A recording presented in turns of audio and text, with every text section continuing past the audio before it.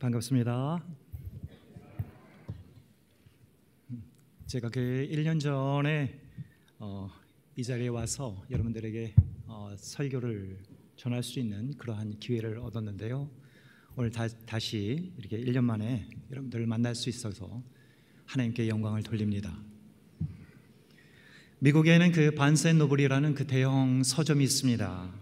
아마존이라는 온라인 구매 방식에 밀려서 큰 타격을 받았지만은 아직까지도 서점을 사랑하는 사람들에게 많은 사랑을 받고 있습니다.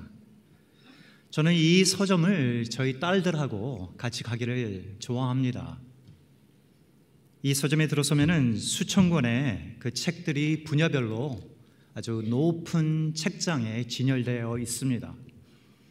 소설류나 시집류, 역사책, 사회과학 분야 또는 인문과학 분야의 책들이, 다양한 책들이 진열되어 있는 것을 볼 수 있습니다. 우리가 성경을 보면은 다양한 장르와 문체가 있다는 것을 우리는 알 수 있습니다. 내러티브라는 장르가 있고, 그 다음에 시가 있으며, 그리고 담론이나 묵시라고 부르는 장르가 있습니다. 바로 이들 장르 가운데에 내러티브라고 부르는 장르는 성경 전체의 43%, 거의 성경의 반 정도를 차지할 정도로 많습니다. 내러티브라는 단어를 최근에 많이 사용을 하고 있습니다. 이전에는 서사라고 한글로 번역을 했는데, 우리말로 서사라는 의미가 가지고 있는 의미와 그리고 문학 비평에서 내러티브가 의미하는 바가 일치하지 않아서 요즘에는 내러티브라고 그냥 그대로 사용을 많이 하고 있습니다. 내러티브는 인과관계로 엮여진 일련의 사건과 그리고 행위를 이야기의 구조로 설명하는 것입니다. 내러티브는 이야기, 곧 스토리에 바탕을 두고 있지만은 바로 화자라는 스토리를 설명하는 주체를 포함시켰다는 그런 점에서 스토리하고는 좀 다릅니다. 이런 점에서 내러티브는 오히려 스토리텔링에 가깝습니다.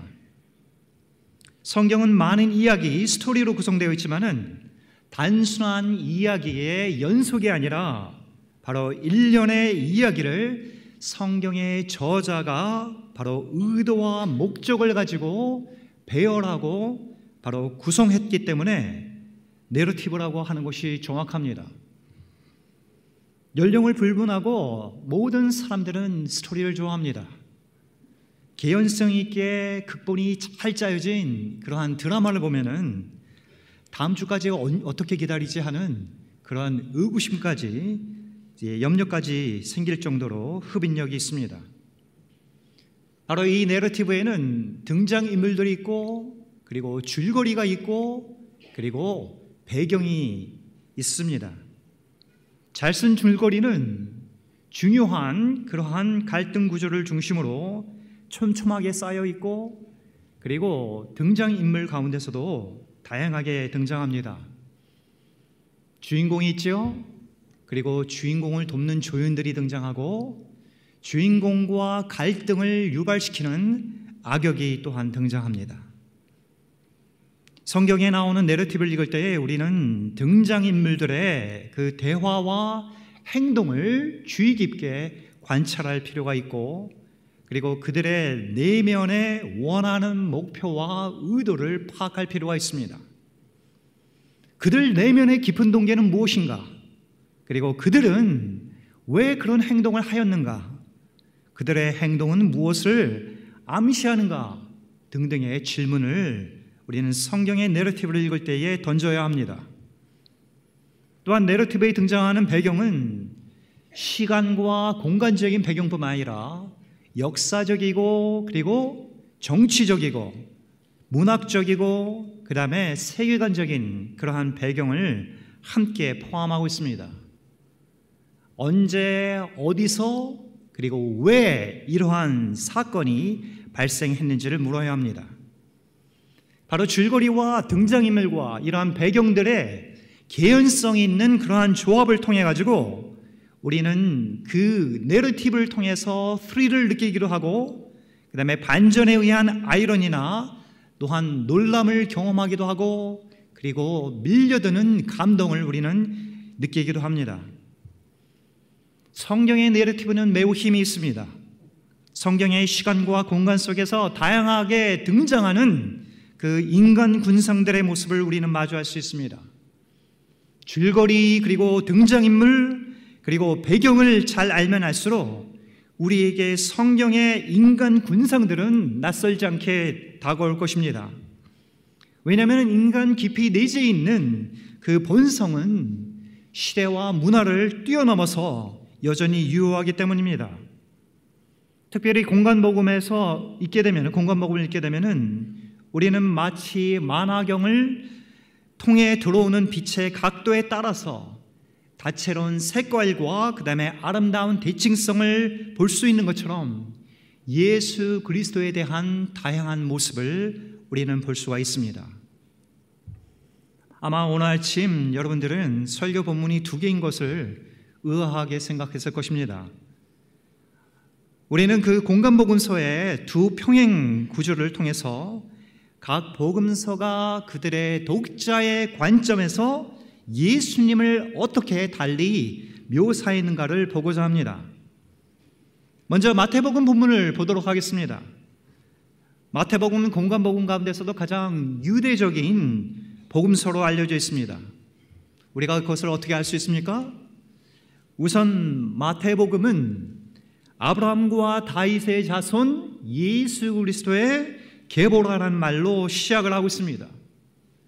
보통 위인전은 바로 이 위인이 언제 어디서 탄생했는가에 대한 탄생기록부터 시작되지만은 바로 마태복음은 예수 그리스도의 계보로부터 시작합니다. 이 말은 예수 그리스도의 2가지의 정체성에 대해서 드러나고 있는데, 첫째는 육체적인 정체성으로 바로 아브라함의 자손, 즉 유대인의 정체성을 드러내주고 있습니다. 그리고 둘째로는 영적인 정체성으로 다윗의 자손 곧 메시아로서의 정체성을 드러내주고 있습니다. 이 두 정체성을 통해서 예수님은 바로 구약에서 약속한 메시아로서의 인자임을 먼저 밝히고 마태복음의 기록이 시작되는 것입니다. 또한 마태복음에서 사용하는 용어를 살펴보면 유대인들에게 익숙한 용어로 많이 등장합니다. 예로 하나님의 나라라는 그 용어를 다른 복음서의 저자들이 사용한 반면에 마태는 하나님이라는 그 용어를 사용하기 꺼려한 그 유대인들을 고려해서 바로 하나님을 하늘로 바꿔서 하늘나라 또는 천국으로 묘사를 하고 있습니다. 또한 주제면에서도 산상수훈과 같이 바로 예수님은 모세의 율법을 기초로 한 바로 법률 답안을 설파하게 되는데, 바로 모세의 율법은 유대인들이 어렸을 때부터 회당에서 많이 들었던 익숙한 주제들이었습니다. 오늘 읽은 마태의 그 복음문에서는 우리가 그 본문의 구조를 먼저 살펴볼 필요가 있어요. 본문은 바로 4개의 대화로 이루어집니다. 그래서 예수님과 가나안 여인 간의 그 갈등을 최대한 증폭시키고 있는데, 우리가 어떻게 이것을 알 수 있습니까? 바로 한글 성경에는 잘 드러나 있지 않지만은 바로 헬라어에서는 그러나라는 그 접속사가 5번 등장합니다. 바로 23절에서 27절까지 계속 등장합니다. 23절, 주 다윗의 자손이여 나를 불쌍히 여기소서, 내 딸이 흉악하게 귀신 들려 있나이다 하되, 그러나 예수는 한 말씀도 대답하지 아니하시니. 24절, 그러나 예수께서는 대답하여 이르시되. 25절, 그러나 여자가 와서 예수께 절하여 이르되. 26절, 그러나 예수께서 대답하여 이르시되. 27절, 그러나 여자가 이르되. 그러나라는 접속사는 우리가 잘 알고 있는 것처럼 앞에서 전개되는 내용에 반하거나 대조할 때 사용되는 것입니다. 이 접속사가 예수님과 여인의 대화의 시작에서 매번 등장한다는 것은 여인의 계속적인 그 간청과 예수님의 지속적인 거절로 갈등과 긴장이 계속적으로 고조되고 있는 그런 방식으로 내용이 전개되고 있는 것을 우리는 알 수 있습니다. 그러면은 유대인이 마태복음의 독자라는 그 가정 하에 오늘 본문을 다시 한번 읽어보도록 하겠습니다. 오늘 그 마태복음의 본문에는 아이러니와 충격적인 그 전개가 가득 차 있습니다. 21절 봅니다. 예수께서 거기서 나가사 두로와 시돈 지방으로 들어가시니, 유대인의 독자가 이 본문을 읽었다면 매우 경악했을 것입니다. 두로와 그 시돈 지방은 이방인이 거하는 지역으로 유대인들에게는 부정한 지역이기 때문에 물건을 거래하는 상인을 제외하고는 그냥 일반 유대인들도 방문을 꺼려하는 지역이었습니다. 일반 유대인들도 방문을 꺼려하는 그 지역에 유대의 선생인 랍비가 그 지역에 들어간 것은 실로 경악할 만한 일인 것입니다. 예수는 어떤 랍비이길래 바로 그 부정한 지역에 들어간단 말인가? 도대체 왜? 라는 그러한 질문을 이 유대인 독자들은 했을 것입니다. 22절을 보면은 그 지역에서 한 여인이 등장합니다. 예수께 그녀의 귀신 들린 딸을 고쳐달라고 사정을 하는데, 마태는 이 여인을 가나안 여인이라고 묘사를 했습니다. 하지만 이 가나안이라는 그 단어는 신약 성경에서 이곳에만 등장하는 단어입니다. 또한 아이러니하게도 그 당시 로마 제국 하에서는 가나안이라는 지역도 없었고 가나안이라는 민족도 없었습니다. 마태는 의도적으로 이 시대착오적인 단어를 사용해서 이 여인의 위치를 폄하하고 있는 것을 알 수 있습니다. 가나안이라는 단어를 이 유대인들이 들으면 어떠한 그러한 장면들이, 어떠한 일들이 연상되겠습니까?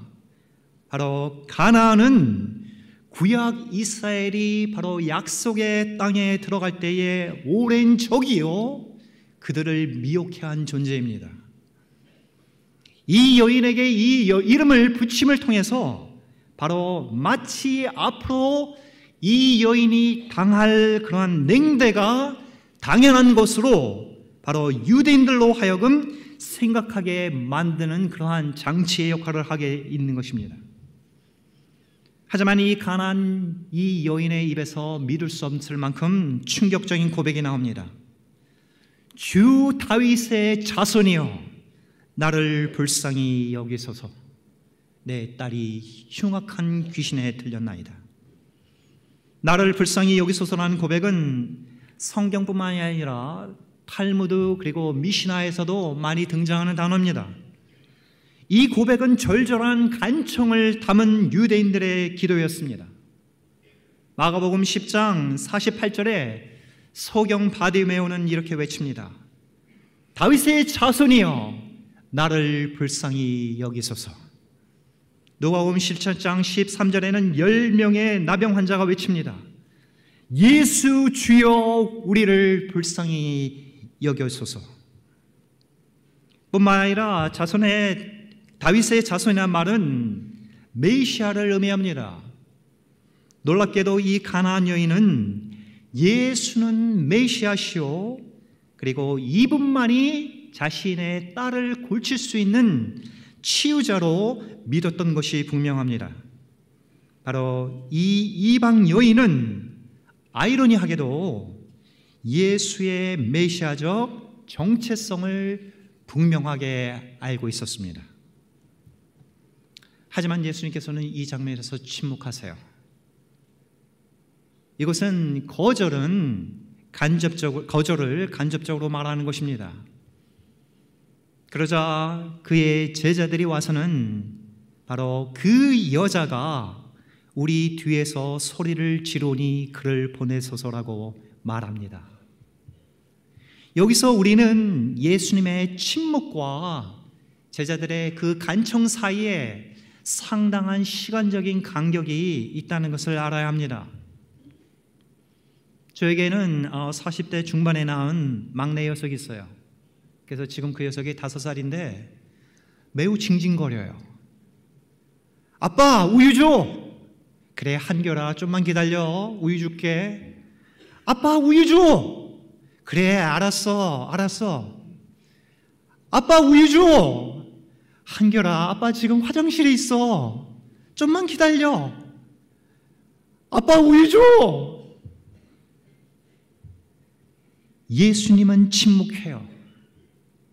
여인은 울고 있습니다. 15분이 지났습니다. 예수님은 여전히 침묵을 지키고 있습니다.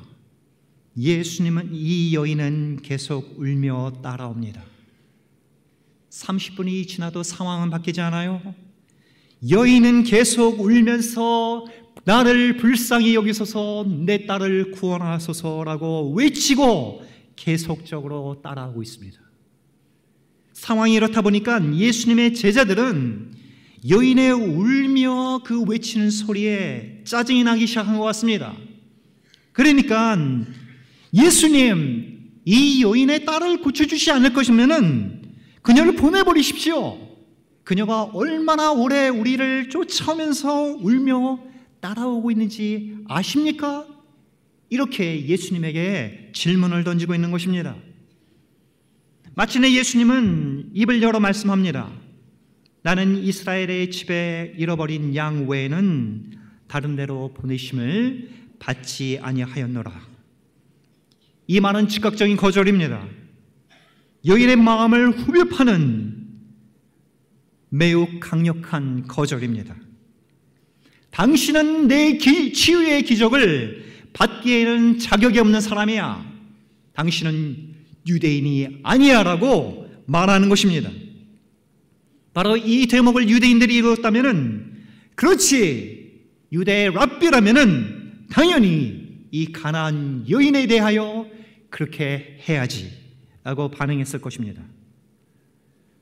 바로 여기서 이 여인은 절망을 느끼고 예수님을 놓칠 수 있을 것 같은 그러한 큰 위기감에 쌓인 것 같습니다.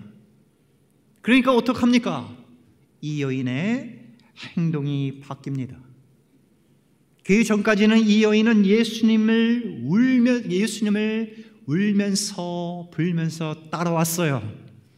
하지만 이제는 예수님의 앞에 나와 그 가는 길을 막고 바로 그 앞에 무릎을 꿇습니다. 이것은 충격적인 장면입니다.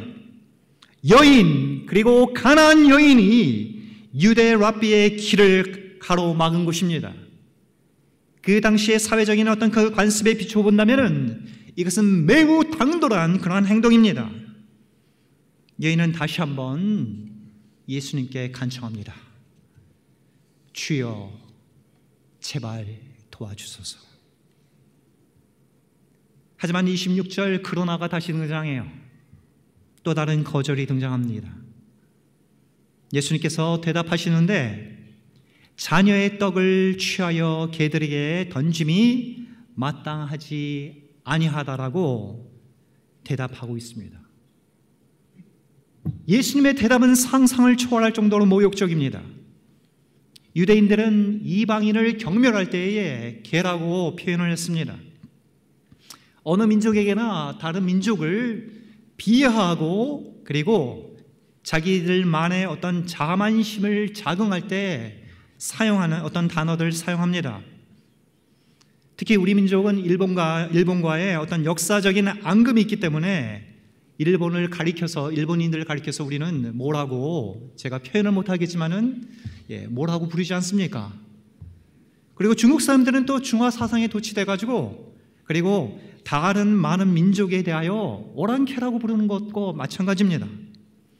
하지만 이런 단어들은 직접적으로 어떤 경멸할 때 외에는 주로 자신들만이 모여 있을 때에 사용하는 단어들이지 당연하지만은 바로 예수님은 이방 지역에서 바로 이방인 여인을 향해서 공개적으로 개라는 단어를 사용을 한 것입니다.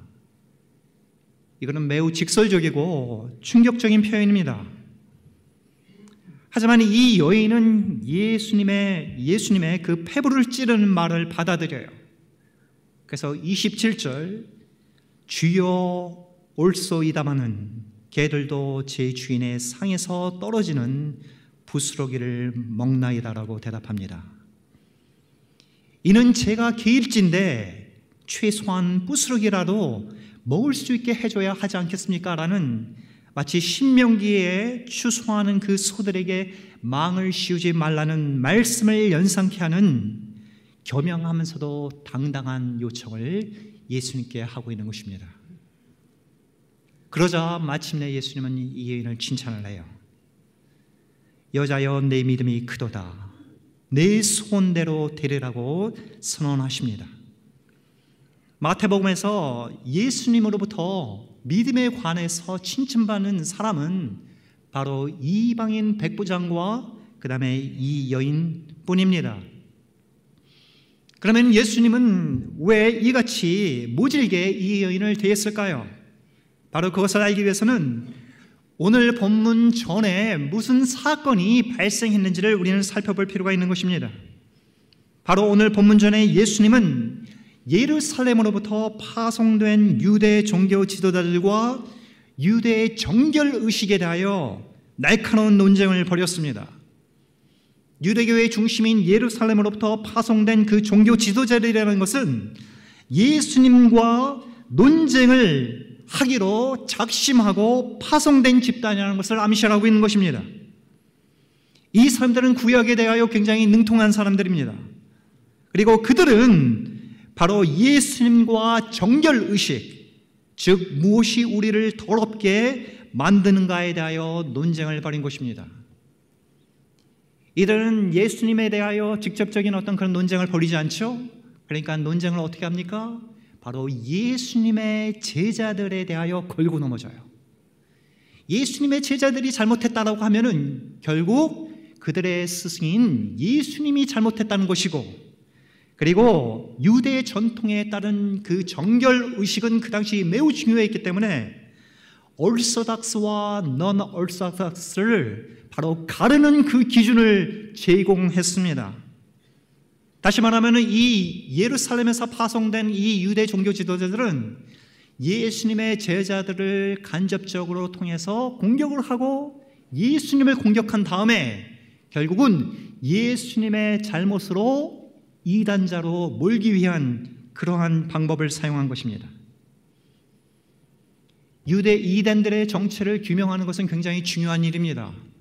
하지만 교회의 역사 가운데서는 이단이라는 그러한 오명을 씌워서 자기들의 정치적인 목적을 달성하기 위해서 그러한 방법을 악용한 경우들이 종종 발생했습니다.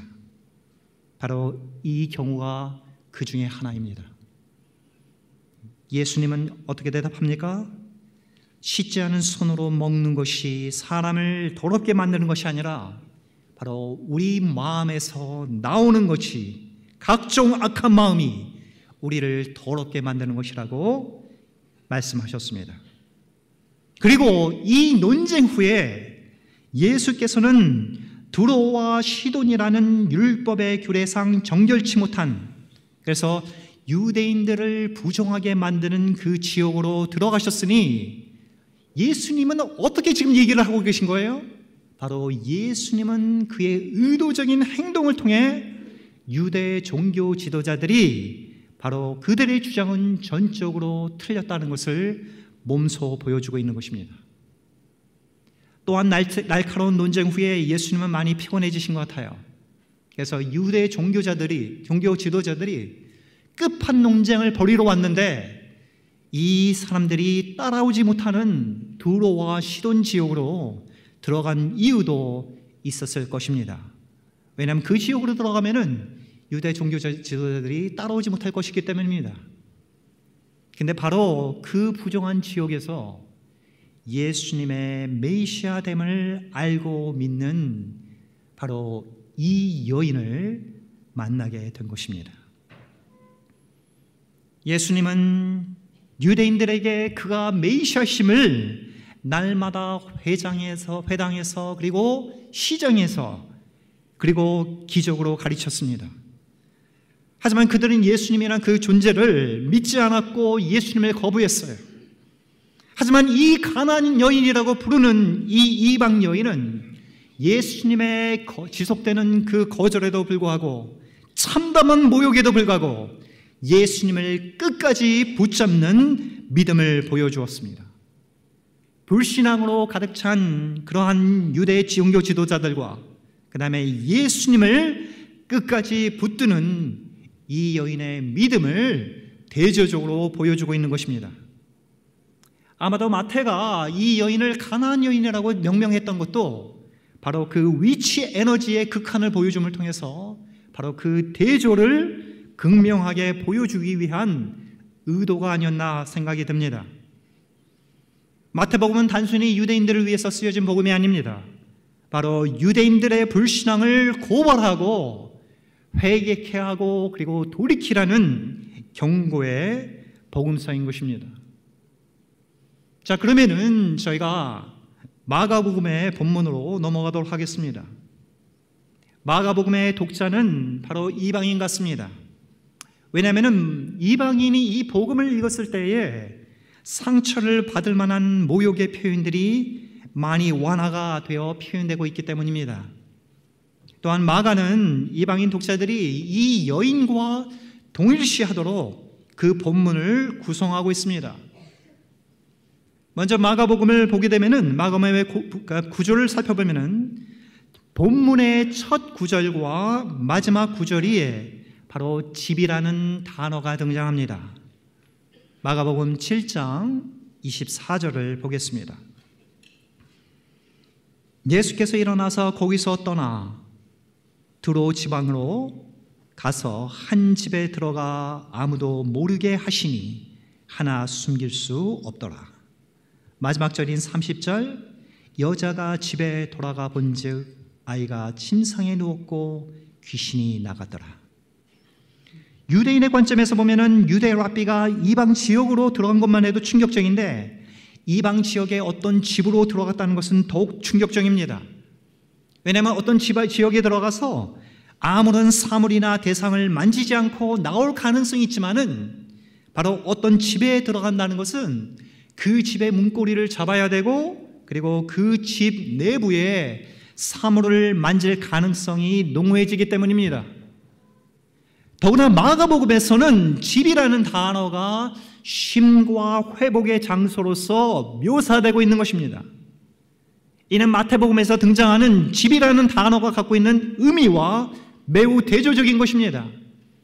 마태복음에서 예수님은 나는 이스라엘의 집에 잃어버린 양 외에는 다른 데로 보내심을 받지 않았다고 했을 때에 그 집은 계급화된 분리를 의미하는 민족적 개념으로 바로 사용된 것입니다. 아무튼 이방인 독자가 이 마가복음을 읽었으면 어떻게 느꼈겠습니까? 그 이방 지역의 집이 쉼과 회복의 단어로 표현이 되고 있다면 예수님께서 내 집 근처에서 머무셨어. 나도 예수님을 초대하고 싶어. 바로 예수님을 초대해서 내 집에서 쉬게 하고 싶어. 이런 마음이 들었으리라고 생각합니다.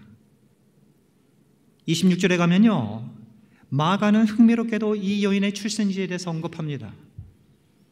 그 여자는 헬라인이요 수로보니게 바로 사이로피니시안 그러한 출신입니다. 우리가 어떤 사람을 만나면 서로가 어디서 왔는지 무엇을 하는지 묻지요. 저는 미주리주 텍사스주에서 왔어요. 어떤 분이 이렇게 많이 얘기합니다. 아, 거기 미주리주 그 캔사스시티요, 저 그곳에 한번 가본 적이 있습니다. 제가 운전해서 그때 갔을 때에 그 캔사스시티에서 BBQ를 먹었는데 아주 맛있었어요. 예, 그 캔사스시티에 그 BBQ가 아주 유명해요. 왜 우리는 이런 대화를 나눕니까? 바로 서로가 만났을 때에 공통분모를 찾아내고 그리고 그 가운데에 접촉점을 만드는 것은 바로 가까운 인간관계를 형성하는 데에 매우 필수적인 것입니다. 이방인 독자들도 비슷한 생각을 했을 수 있습니다. 그녀가 스로보니게 출신이야? 우리 어머니가 그 지방 출신인데, 내 삼촌이 그 지역 출신인데 아마 우리 어머니는 그 스로보니게 여인을 알 수도 있지 않을까? 또 몰라. 우리 어머니와 그 스로보니게 여인이 어렸을 때 소꿉장난 추모했는지도 또 모르지. 이 이방인 독자들은 그렇게 생각할 수도 있을 것입니다. 27절에 가보겠습니다. 예수께서 이르시되 자녀로 먼저 배불리 먹게 할지니. 여기서 먼저 배불리게 먹게 한다는 의미는 자녀 다음은 너희들을 배불리 먹게 한다는 의미를 포함하고 있어요. 유대인들만의 그러한 복음이 전파되는 게 아니라 너희들에게도 기회가 주어질 것이라는 것을 암시하고 있는 것입니다. 이는 바울의 말과 비슷합니다. 첫째는 유대인에게요 또한 헬레인에게로라. 이는 예수 그리스도 안에서 유대인이나 헬라인이나 함께 하나님의 자녀로 그 구원의 반열에 서게 된다는 것을 의미하고 있는 것입니다. 28절은 어떻습니까? 여자가 대답하여 이르되 주여 올소이다마는 상 아래의 개들도 아이들이 먹던 부스러기를 먹나이다. 마태복음에는 주인의 상 아래의 개들이라고 그것이 어떻게 표현되고 있어요? 하이라키컬하게 표현되어 있습니다. 하지만 마가복음에서는 그냥 상 아래의 개들로 표현되고 있어요. 마가복음에서는 계층적인 어떤 차별이 없고 상 아래에서 아이들과 그리고 즐겁게 그리고 평화롭게 노는 강아지의 모습으로 표현이 되고 있는 것입니다. 이제 마지막 절 30절 보겠습니다. 전 개인적으로 이 구절이 오늘 마가복음의 그 본문에서 바로 클라이맥스라고 생각합니다. 마태복음에서는 예수님이 바로 내 소원대로 되리라고 선언을 했을 때에 바로 그 기적이 그 자리에서 일어났습니다마는 바로 마가복음에서는 그 기적이 바로 일어난 곳에 초점을 맞추지 않고 바로 여인이 그 기적을 직접 목도하는 것으로 시간의 지연이 되고 있는 것을 알 수 있습니다. 성경과 그 고대 자료의 그 대부분의 내러티브는 바로 전지적 작가 시점을 띠고 있어요. 다시 말해서 화자가 모든 상황을 아는 관점에서 묘사가 되고 있다는 것입니다. 오늘 마가복음의 본문은 바로 마지막 절 전까지는 전지적 작가 시점으로 지금 묘사가 되고 있지만은 이 마지막 절은 특이하게도 이 이방 여인의 관점에서 쓰여진 3인칭 관찰자의 시점에서 지금 기록되고 있습니다. 미국에는 미식축구가 있어요. 마치 럭비하고 비슷합니다. 그래서 공을 던져서 그 공을 받아서 열심히 뜀박질 해가지고 상대방의 그 진영에 가서 바로 공을 내려놓으면은 바로 점수가 올라갑니다. 바로 몇 달 전에 바로 이 프로 미식축구 그 준결승전에서 캔사스시티 그 칩스하고 그다음에 뉴 잉글랜드의 그 페이트리어트라고 하는 그 두 팀이 붙었습니다. 캔사스시티 팀이 이기면은 바로 49년 만에 그 슈퍼볼 결승전에 올라가는 거예요. 그래서 이 경기가 굉장히 중요한 경기였습니다. 그래서 캔사스시티에 있는 사람들이 이 칩스를 응원을 해요. 저도 뭐 그 미식축구의 팬은 아니에요.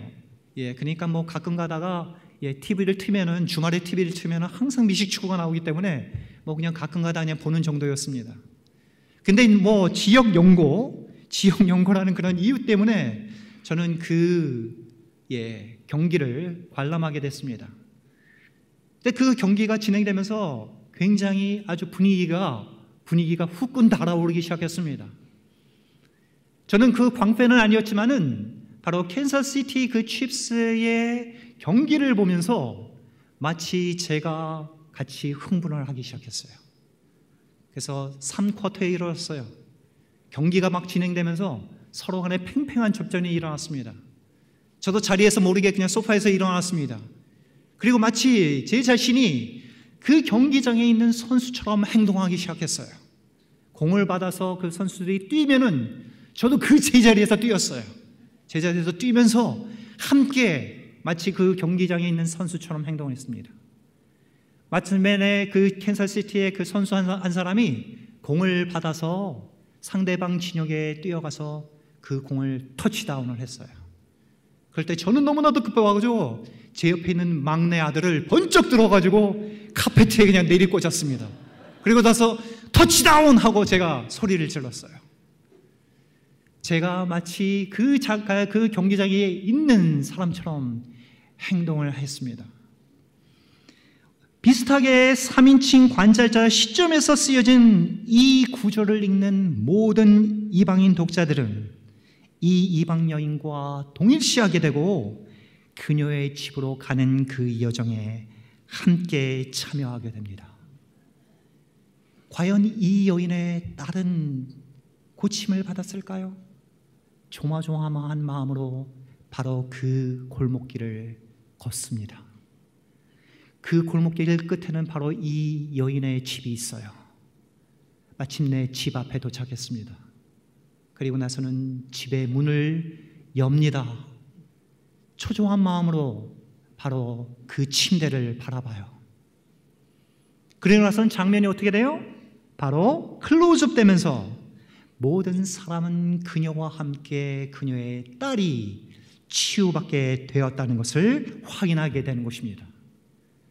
모든 독자들은 바로 그녀의 기적을 함께 체험하고 그녀의 기적이 곧 그 모든 독자들의 기적이 되고 그들의 믿음이, 그녀의 믿음이 바로 그 독자 모두의 믿음이 되는 것입니다. 아멘이십니까? 우리는 예수님이 행하신 같은 기적 사건에 대하여 그린 두 개의 평행 구절을 보았습니다. 저는 여기서 공간복음 문제에 대해서 말하고 있는 것이 아닙니다. 오히려 대상이 누구인가에 따라서 성경 저자들의 그 관점에 대해서 말하고 있는 것입니다. 공간복음은 바로 저자의 의도 그리고 목적에 의해서 평가되어야 합니다. 그렇다면 이 두 본문은 예수님에 대하여 무엇이라고 얘기를 하고 있습니까? 바로 마태복음은 불신앙으로 가득한 유대 종교 지도자들에게 온갖 모욕에도 불구하고 예수님을 끝까지 붙잡고 있는 이 이방 여인의 위대한 믿음을 대조적으로 보여주므로 유대인들에게 경고의 메시지를 보여주고 있는 것처럼 심판자로서의 예수님을 보여주고 있습니다마는 바로 마가복음은 이방 기독인들에게 예수님은 그들과 함께 눈을 맞추고 그리고 그들의 영적 그리고 그들의 육체적 문제와 그 고민을 부둥켜 안고 함께 고민한 바로 예수님을 보여주고 있습니다. 공간복음은 다양한 그런 인간 군상들에게 다양한 모습으로 다가가는 예수님의 모습을 보여주고 있어요. 슬픈 자들에게는 위로를, 갇힌 자들에게는 자유함을, 보지 못한 자에게는 빛을, 배고픈 자들에게는 양식을, 그리고 길을 잃은 자들에게는 길을, 약한 자에게는 강함을, 아픈 자들에게는 치유함을, 그리고 불의와 부패 가운데에서는 정의를, 악한 자들에게는 심판을 주시는 예수님이신 것입니다. 바로 이는 예수님은 우리에게 모든 것이 되시라는 그 고백입니다. 예수님은 생명이요 기쁨이요 평화요 구원이요 부활이요 모든 것의 주가 되시는 분이신 것입니다. 골로새서 1장 15절에서 20절은 예수님에 대해서 이렇게 기록하고 있습니다. 그는 보이지 아니하는 하나님의 형상이시요 모든 피조물보다 먼저 나신 이시니 만물이 그에게서 창조되되 하늘과 땅에서 보이는 것과 보이지 않는 것들과 혹은 왕권들과 주권들이나 통치자들이나 권세들이나 만물이 다 그로 말미암았고 그를 위하여 창조되었고 또한 그가 만물보다 먼저 계시고 만물이 그 안에 함께 있느니라. 그는 모든 교회의 머리시라. 그가 근본이시요 죽은 자들 가운데서 먼저 나이신 이시니 이는 친히 만물의 으뜸이 되려 하심이요 아버지께서 모든 충만으로 예수 안에 거하게 하시고 그의 십자가의 피로 화평을 이루사 만물 곧 땅에 있는 것이나 하늘에 있는 것들이 그로 말미암아 자기와 화목하게 되기를 기뻐하심이라. 사랑하는 성도 여러분, 여러분들에게 예수님은 누구십니까? 여러분들의 마음이 슬픔으로 가득합니까? 바로 기쁨을 주시는 예수님을 만나십시오. 여러분들의 마음이 절망으로 가득합니까? 소망으로 인도하시는 예수님을 만나시길 바랍니다. 마당 기도회에서 간절히 간구하는 바가 이루어지지 않아 실망감으로 여러분들의 마음이 가득 찹니까? 여러분들의 마음을 예수님이 위로와 격려로 인도해 주시기를 간절히 간구합니다.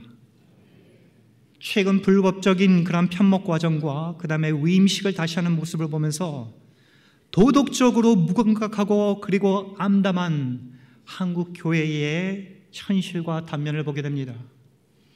예수님은 이러한 모습을 보고 계시고 그리고 예수님은 불의를 행하는 자들에게 심판과 공의의 예수님으로 나타나실 것을 믿습니다.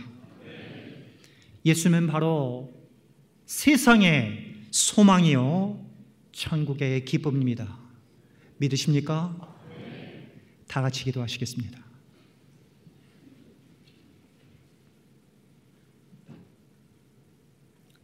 하나님 아버지, 우리들에게 독생자 예수 그리스도를 허락해 주셔서 그 예수님으로 말미암아 우리가 기쁨이요 그리고 소망에 가득한 삶을 살 수 있음을 고백합니다. 우리 가운데에 실망감도 들고 그리고 좌절도 들고 그리고 어떤 경우에는 마음속에 분노할 때도 많지만은 우리 가운데에 오셔서 우리 삶에 충만히 되시는 그 예수님을 우리는 바라보기를 원합니다. 하나님 아버지, 예수님을 우리에게 허락하여 주시면 감사합니다. 우리가 이 예수님을 우리 마음에 초청하기를 원하고 그리고 예수님의 그 충만함을 우리 가운데에 체험하기를 원합니다. 주님, 이 마당 공동체 갱신위원회 공동체 가운데에 주님께서 하나님의 축복과 사랑으로 인도하여 주시고 힘을 주시고 하나님께서 기쁨과 소망을 허락하여 주시옵소서. 예수님의 이름으로 기도합니다. 아멘.